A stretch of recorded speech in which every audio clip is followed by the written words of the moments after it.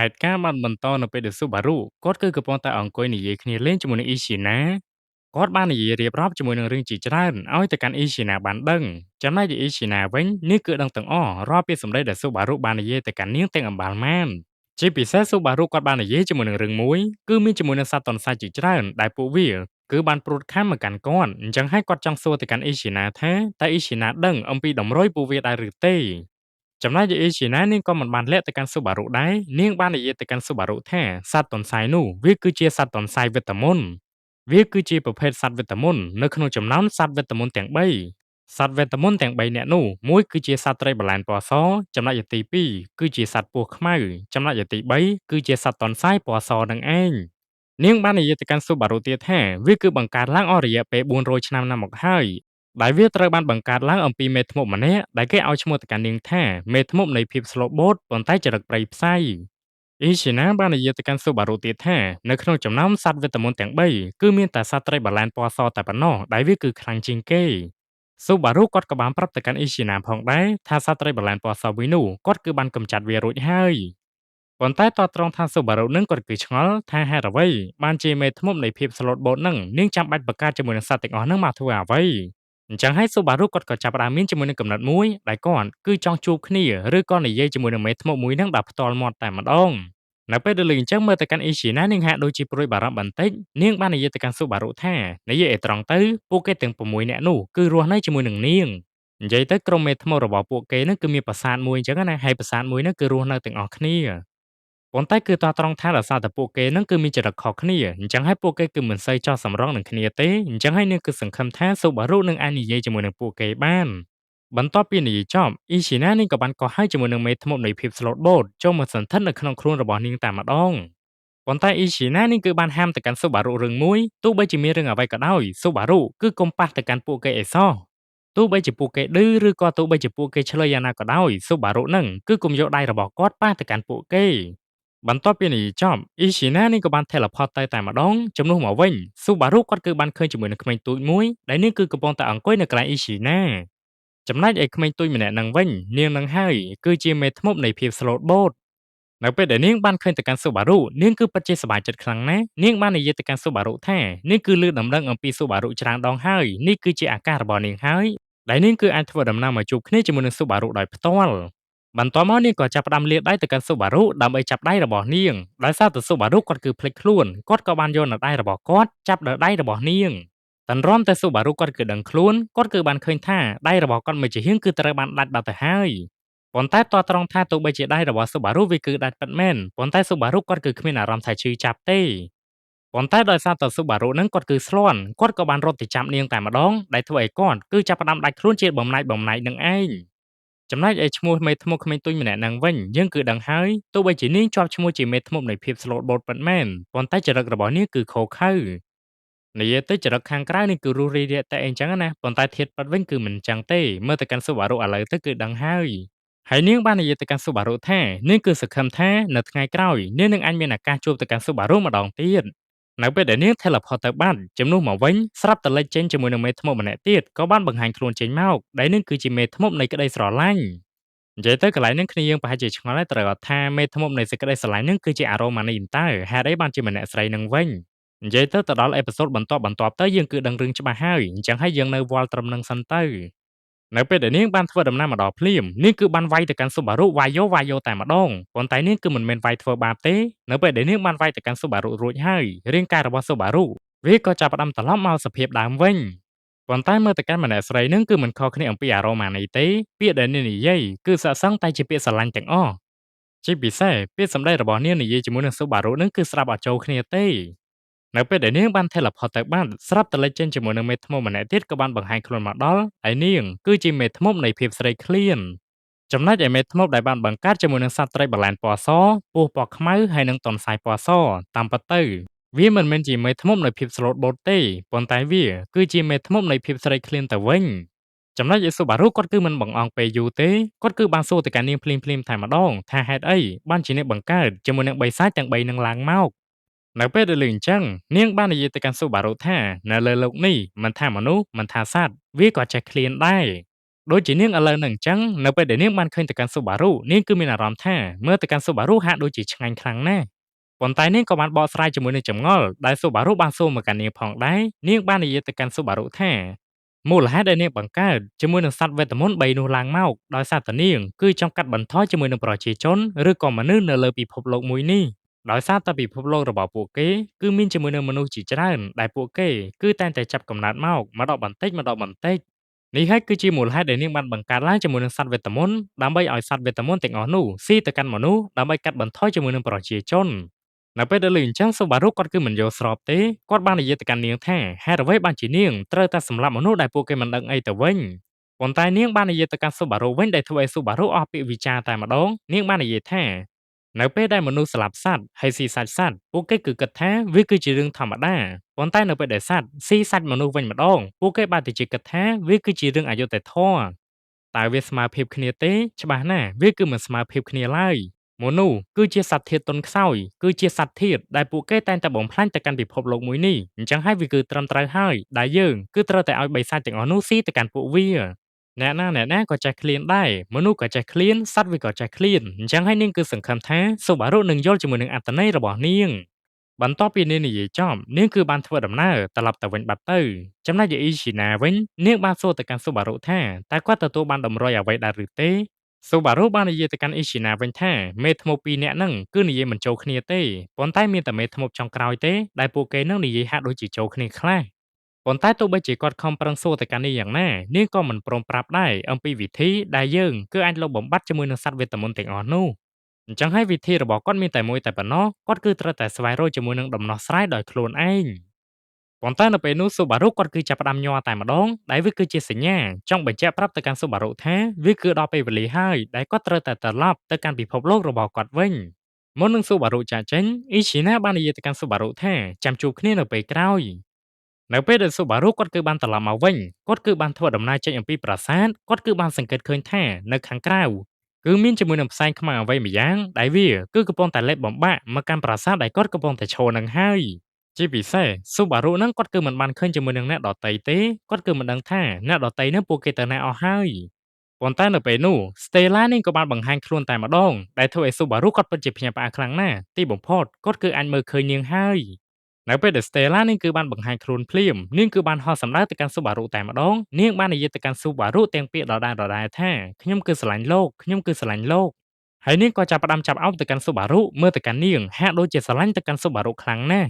ប៉ុន្តែ Gabi គាត់ក៏បានធ្វើដំណើរមកដល់រួចគាត់ក៏អាចជួយសង្គ្រោះទៅកាន់ Subaru ហើយគាត់ក៏បាននាំ Subaru ទៅកន្លែងសុវត្ថិភាពប៉ុន្តែគឺទាត់ត្រង់ថា Stella គឺមិនបានដេញតាមពួកគេទាំងពីរទេប៉ុន្តែនាងគឺបានដើរសម្ដៅទៅកាន់វិមានរបស់ Roswell ចំណែកឯខាង Roswell ឯនេះវិញមើលទៅកាន់គាត់គឺមិនបានរត់តាណាទេគាត់គឺបានអោបជាមួយនឹងសភៅមួយឬគាត់បាននិយាយថាខ្ញុំសង្ឃឹមថាខ្ញុំគឺអាចពឹងពាក់ទៅកាន់លោកបានដែលគាត់គឺចង់និយាយសម្ដៅទៅកាន់ Subaru ហ្នឹងហើយគាត់ក៏បានលេចចូលជាមួយនឹងផ្សែងខ្មៅៗនឹងបាត់ទៅចំណែកឯខាង Subaru ហើយនិង Gabi វិញពួកគេទាំងពីរគឺព្យាយាមរត់សណ្ដើរទៅកាន់វិមានរបស់ Roswell Gabi គាត់ក៏បាននិយាយប្រាប់ទៅកាន់ Subaru ផងដែរថាអ្នកដទៃពួកគេគឺត្រូវបានលេចចូលជាមួយនឹងអាផ្សែងខ្មៅៗនឹងអស់ហើយ ប៉ុន្តែនៅពេលនោះស្រាប់តែលេចចេញជាមួយនឹងបាជាច្រើននាក់ដែលនេះគឺបានបង្ហាញខ្លួនចេញមកចំណែកឯកាប៊ីវិញគាត់បាននិយាយទៅកាន់ Subaru ថាគាត់នឹងបញ្យល់ Subaru នៅពេលក្រោយប៉ុន្តែនៅពេលនោះ Stella នេះក៏បានធ្វើដំណើរមកដល់អញ្ចឹងហើយកាប៊ីហើយនិងបាពួកគេទាំងអស់គ្នាក៏បានបើកការវិវហារទៅកាន់នាងតែម្ដងប៉ុន្តែមើលទៅកាន់ Stella ហ្នឹងនាងគឺខ្លាំងមិនធម្មតាទេនាងគឺអាចចាត់ការទៅកាន់ពួកគេបានយ៉ាងងាយស្រួលជាពិសេសនាងគឺថែមទាំងសម្លាប់ទៅកាន់កាប៊ីថែមទៀត ចំណែកឯ Subaru វិញគាត់ក៏ព្យាយាមសួរទៅកាន់ Stella ដែរថានាងគឺជាអ្នកណាគេហើយហេតុអ្វីបានជានាងធ្វើបែបនេះប៉ុន្តែទោះបីជា Subaru ខំប្រឹងសួរទៅកាន់នាងខ្លាចយ៉ាងណាក៏ដោយនាងគឺមិនព្រមឆ្លើយទេនាងគឺត្រឹមតែនិយាយពាក្យថាខ្ញុំគឺស្រឡាញ់លោកនិយាយទៅមិនបាច់មើលអីឆ្ងាយទេគ្រាន់តែមើលអក្សរដែលលោតនៅលើអេក្រង់ហ្នឹងទៅគឺដឹងហើយគឺពោរពេញទៅដោយពាក្យ Love ទាំងអស់តែម្ដងដោយសារតែ Subaru បានឃើញទៅកាន់នាងនិយាយដដែលខ្លាំងពេកគាត់បាននិយាយទៅកាន់នាងថាបើសិនជានាងស្រឡាញ់គាត់គឺសុខចិត្តមិនស្រឡាញ់នាងគាត់គឺសុខចិត្តតែស្រឡាញ់មេធ្មប់ដតីវិញគឺល្អនៅពេលដែល Stella បានស្ដាប់ឮជាមួយនឹងពាក្យសម្ដីរបស់ Subaru នាងគឺចាប់ផ្ដើមប្រតិកម្មតែម្ដងរួចនាងក៏ចាប់ផ្ដើមចាប់ Subaru ចូលទៅក្នុងទីងងឹតរបស់នាងចំណែកឯនៅក្នុងទីងងឹតនោះវិញ Subaru គាត់គឺបាននឹកឃើញជាមួយនឹងរឿងអតីតកាលជាច្រើនជាពិសេសពាក្យសម្ដីរបស់ Stella ក៏នៅតែនិយាយចិត្តទៅជាគាត់អញ្ចឹង ដោយសារតែពាក្យទាំងអស់នេះវាសុទ្ធសឹងតែជាពាក្យដដែលៗ Subaru គាត់គឺមិនអាចទ្រាំបានទេគាត់គឺបានកោះហែកជាមួយនឹងកាវិតមួយឬគាត់ក៏បានចាក់មកកាន់ខ្លួនឯងតែម្ដងនៅពេលដែល Stella បានឃើញទៅកាន់ Subaru គាត់គឺសម្លាប់ខ្លួនបែបនេះនាងគឺពិតជាតក់ស្លុតខ្លាំងណាស់នៅពេលដែល Subaru បានទាញជាមួយនឹងកណាត់គ្រប់មុខរបស់នាងចេញមើលទៅកាន់ Stella ហ្នឹងមុខមាត់របស់នាងគឺពិតជាដូច Emily ខ្លាំងណាស់នៅពេលដែលអញ្ចឹងទៅ Subaru គាត់គឺគិតថាប្រហែលជាម្នាក់ហ្នឹងគឺជា Emily គាត់បាននិយាយទៅកាន់ Stella ថាខ្ញុំគឺស្បត់ថាខ្ញុំនឹងជួយសង្គ្រោះនាងឲ្យបានមួយបំព្រៃភ្នែកដែល Subaru បានព្រិចនៅពេលដែលគាត់បានបើកត្រឡប់មកវិញគាត់គឺបានឃើញថាគាត់គឺកំពុងតែសន្ធិដ្ឋនៅក្នុងប្រាសាទជាមួយនឹង Emily ដដែលប៉ុន្តែគឺតោះត្រង់ថានៅពេលនេះ Emily នាងគឺមិនបានស្រែកយំទៀតទេនៅពេលដែលនាងបានបញ្ចប់ជាមួយនឹងការធ្វើតេស្តមើលទៅកាន់នាងហាក់ដូចជាធម្មតា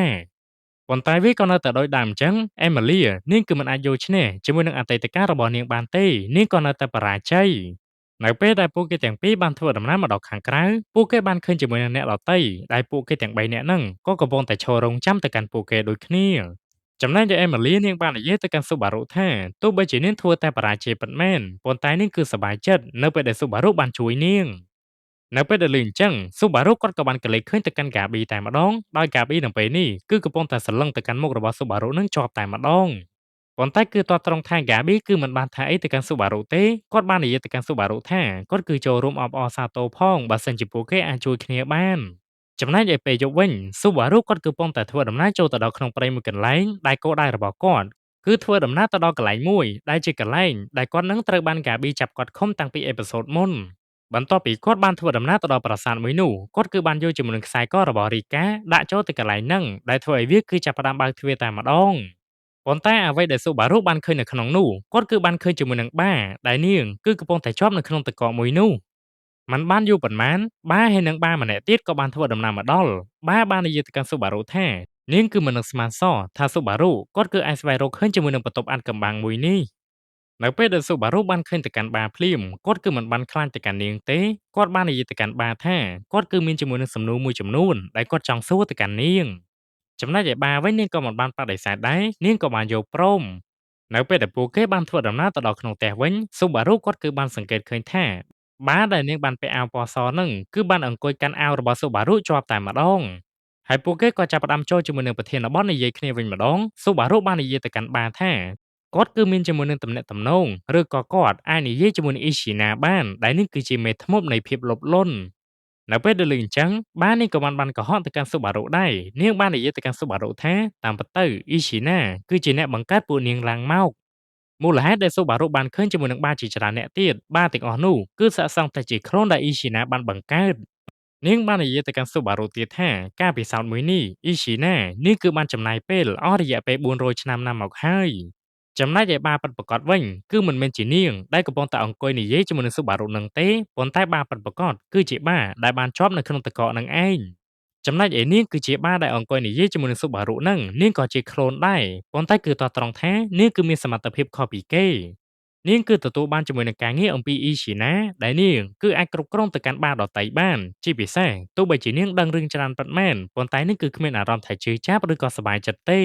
និយាយទៅទោះបីជានាងដឹងរឿងច្រើនពិតមែនប៉ុន្តែនាងគឺគ្មានអារម្មណ៍ទេគឺអត់មានអារម្មណ៍ដូចជាមនុស្សតែម្ដងបាបាននិយាយទៅកាន់ Subaru ទៀតថាមូលហេតុដែល Ishina នេះគឺបានបង្កើតជាមួយនឹងក្លូនរបស់បាជាច្រើនមូលហេតុនោះដោយសារតែ Ishina នេះគឺមិនចង់ឲ្យបានេះគឺបាត់បង់ជីវិតនិយាយទៅនៅពេលដែលបាណាមួយត្រូវបានស្លាប់បាមួយទៀតនឹងចាប់កំណើតមកវិញចំណែកឯគោលបំណងរបស់ Ishina មួយទៀតមូលហេតុដែលនាងបង្កើតជាមួយនឹងក្លូនរបស់បាជាច្រើនដោយសារតែនាងគឺចង់រស់ឡើងមកវិញនិយាយទៅ Subaru ប្រហែលជាអត់ដឹងទេ Ishina ដែលគាត់បានឃើញនឹងនាងគឺត្រូវបានស្លាប់ហើយចំណែកឯ Ishina ដែល Subaru បាននិយាយជាមួយនឹងនាងវិញវាគ្រាន់តែជាព្រលឹងរបស់នាងតែប៉ុណ្ណោះចំណែកឯរាងកាយរបស់នាងគឺត្រូវបានគេយកទៅដង្កល់ទុកនៅកន្លែងណាមួយនេះហើយគឺជាមូលហេតុដែល Ishina នាងគឺបង្កើតជាមួយនឹងខ្លួនរបស់បាជាច្រើនដើម្បីឲ្យនាងអាចចូលសន្ធិដ្ឋនៅក្នុងខ្លួនរបស់ពួកគេប៉ុន្តែគឺតោះត្រង់ថាដោយសារតែខ្លួនប្រាណរបស់ពួកនាងគឺតូចពេក Ishina គឺមិនអាចចូលមកសន្ធិដ្ឋបានឡើយនៅពេលដែលឮអញ្ចឹង Subaru គាត់គឺបានគិតថានៅពេលនេះគាត់គឺទទួលបានជាមួយនឹងផលប្រយោជន៍ច្រើនណាស់អំពីពាក្យសម្ដីរបស់បាអញ្ចឹងហើយគាត់បាននិយាយទៅកាន់បាថាបើសិនជាគាត់មានពេលគាត់នឹងនិយាយគ្នាលេងជាមួយនឹងបាម្ដងទៀតចំណែកឯបាវិញនាងក៏មិនបានបដិសេធដែរដោយសារតែនាងនឹងគឺគ្មានអារម្មណ៍អញ្ចឹងហើយនាងបាននិយាយទៅកាន់ Subaru ថាបើសិនជាតនេកុំភ្លេចមកនិយាយលេងជាមួយនឹងនាងផងសាច់រឿងបានកាត់ទៅកាន់ពេលយប់ Subaru គាត់គឺបានអង្គុយសរសេរជាមួយនឹងកណ្ដាស់មួយច្បាប់ឲ្យទៅកាន់ Emily ចំណែកឯគោលបំណងរបស់ស៊ូបារុវិញគាត់គឺចង់ធ្វើដំណើរត្រឡប់ទៅកាន់វិមានរបស់ Roswell វិញឲ្យបានលឿនជាទីបំផុតតាមដែលអាចធ្វើទៅបានបន្ទាប់មកស៊ូបារុគាត់ក៏ចាប់ផ្ដើមធ្វើដំណើរទៅទាំងព្រឹកតែម្ដងនៅពេលដែលគាត់កំពុងតែធ្វើដំណើរតាមផ្លូវស្រាប់តែកាប៊ីក៏បានស្កាក់ផ្លូវទៅកាន់ស៊ូបារុផងដែរហើយវាក៏នៅតែដូចជាលើកមុនអញ្ចឹងកាប៊ីបាននិយាយទៅកាន់ស៊ូបារុថាយើងគឺបានធំក្លិនជាមួយនឹងចាហាយមេធ្មប់ចេញអំពីខ្លួនប្រាណរបស់ឯងអញ្ចឹងហើយយើងគឺគិតថាឯងប្រហែលជាជនក្បត់ជាមិនខានប៉ុន្តែស៊ូបារុបាននិយាយទៅកាន់កាប៊ីថាវាគ្រាន់តែជារឿងយល់ច្រឡំតែប៉ុណ្ណោះប៉ុន្តែចរិតរបស់អបិកាប៊ីនឹងគឺតាំងពីដើមគាត់នឹងគឺមិនចេះស្ដាប់អ្នកណាទេនៅពេលដែលគាត់បំរុងនឹងវាយទៅកាន់ស៊ូបារុគាត់គឺមិនបានតដៃទេប៉ុន្តែគាត់គឺបានសឡឹងទៅកាន់អបិកាប៊ីនឹងឡើងជាប់នៅពេលដែលកាប៊ីបានឃើញជាមួយនឹងកសែភ្នែករបស់ស៊ូបារុដែលធ្វើឲ្យគាត់នឹងក៏រៀងភ័យខ្លាចបន្តិចផងដែរលើកនេះស៊ូបារុគាត់គឺមិនបានលាក់ទៀតទេគាត់បាននិយាយទៅកាន់កាប៊ីថានៅពេលនេះគាត់គឺសម្រេចចិត្តរួចហើយគាត់នឹងជួយសង្គ្រោះទៅកាន់អេម៉ាលីនៅពេលដែលលឺអញ្ចឹងមើលទៅកាន់កាប៊ីគាត់គឺចាប់ផ្ដើមប្រតិកម្មតែម្ដងប៉ុន្តែលើកនេះស៊ូបារុគាត់គឺមិនខ្លាចទៀតទេកាប៊ីបាននិយាយទៅកាន់ស៊ូបារុថាឯងគឺមិនយល់ជាមួយនឹងអារម្មណ៍ឈឺចាប់ឡើយនៅពេលដែលឮបែបហ្នឹងស៊ូបារុគាត់ក៏ចាប់ផ្ដើមធ្វើទឹកមុខមាំតែម្ដងគាត់បាននិយាយថាមានតែឯងទេគឺមិនទាន់ស្គាល់អំពីភាពឈឺចាប់ពិតប្រាកដស៊ូបារុបាននិយាយទៀតថាកុំថាឡើយពាក្យថាឈឺចាប់សូម្បីតែឋានៈរស់យើងក៏ធ្លាប់ស្គាល់ដែរយើងចង់ប្រាប់ទៅកាន់ឯងថាយើងគឺជួបប្រទះជាមួយនឹងរឿងឈឺចាប់រាប់រយរាប់ពាន់ដងមានតែឯងទេដែលមិនទាន់យល់ជាមួយនឹងភាពឈឺចាប់ប៉ុន្តែយើងគឺមិនដឹងថាមានរឿងអ្វីកើតឡើងទេបន្ទាប់មកសាច់រឿងគេបានបង្ហាញថាស៊ូបារុគាត់គឺបានធ្វើដំណើរមកដល់វិមានវិញបាត់ទៅហើយនៅពេលដែលគាត់បានធ្វើដំណើរទៅដល់គាត់គឺបាននិយាយប្រាប់ទៅកាន់រីកាហើយនឹងភេត្រាថានៅពេលនេះគាត់គឺមានជាមួយនឹងសំណើមួយគាត់គឺចង់ឲ្យពួកគេជំលះខ្លួនចេញពីភូមិនេះមួយរយៈបន្ទាប់មកស៊ូបារុគាត់ក៏បានធ្វើដំណើរទៅកាន់បន្ទប់របស់ Beatrice វិញម្ដងដែលគាត់គឺមានជាមួយនឹងរឿងខ្លះៗចង់និយាយជាមួយនឹងនាងប៉ុន្តែមើលទៅកាន់ Beatrice នៅពេលនេះនាងហាក់ដូចជាសប្បាយចិត្តខុសពីធម្មតានាងបាននិយាយទៅកាន់ស៊ូបារុថាទីបំផុតស៊ូបារុធ្វើដំណើរមកដល់ហើយ